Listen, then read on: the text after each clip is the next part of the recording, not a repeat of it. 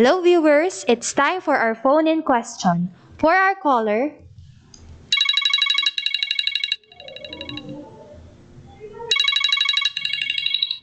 Hello, Val. Carla here. Is it true that the cost of incidental repairs, which neither materially add to the value of the property nor appreciably prolong its life, but keep it in an ordinarily efficient operating condition, may be deducted as repairs expense, provided that the plant or property account is not increased by the amount of such expenditure?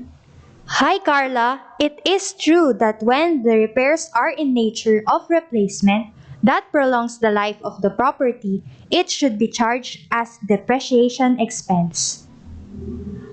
Thank you, Val. Goodbye. That's all for today. See you again on the next tax time. Thanks for watching.